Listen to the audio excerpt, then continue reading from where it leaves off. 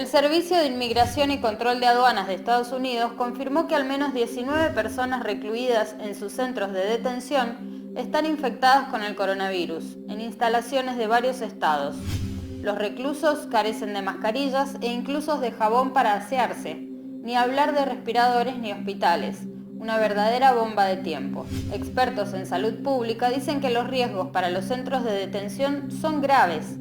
Un brote de una población de 1.500 detenidos podría requerir entre 150 y 175 ingresos en cuidados intensivos y no hay instalaciones, recursos ni medicinas para atenderlos. Mientras los estadounidenses se refugian en casa o practican el distanciamiento social, las organizaciones comunitarias se movilizan para detener lo que puede ser el resultado inevitable de una política migratoria desastrosa. Los migrantes, que son liberados mientras esperan sus audiencias en las cortes de asilo, son monitoreados de manera rutinaria con grilletes de tobillo. Muchas de las instalaciones estatales o privadas, cada una con cientos de personas, están en comunidades remotas, lejos de hospitales capaces de manejar una avalancha de pacientes de COVID-19. Los brotes en esos centros podrían desbordar los hospitales locales, amenazando su capacidad de tratar a residentes y detenidos.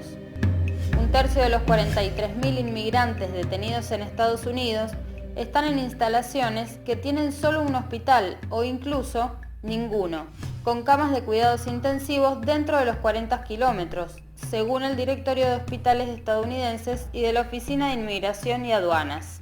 Médicos y enfermeras de hospitales de distinto tamaño dijeron que un brote severo en incluso un solo centro de detención podría abrumar su capacidad de respuesta.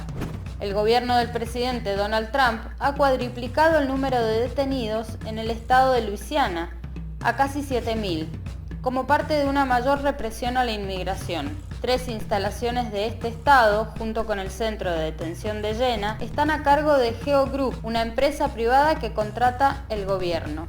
El centro más cercano a 4 de estos sitios de reclusión es el Wynn Parish Medical Center, con solo 46 camas y 5 de ellas de cuidados intensivos. Médicos y enfermeras denunciaron que no hay suficiente personal o equipos para manejar la pandemia.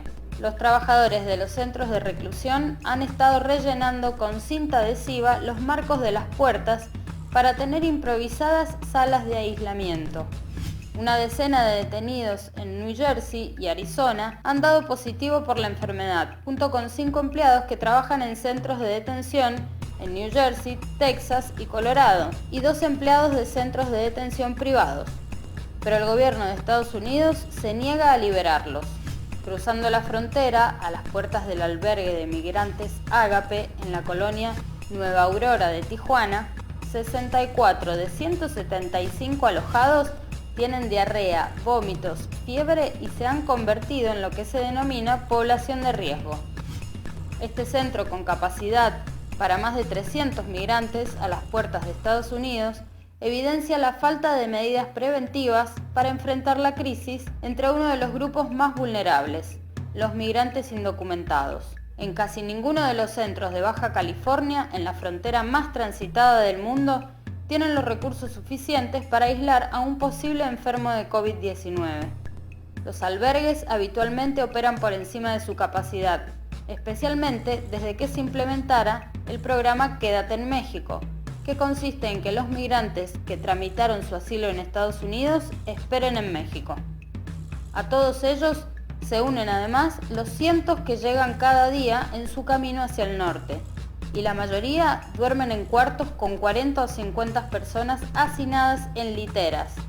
No hay habitaciones para aislar a nadie, denuncian las asociaciones de albergues.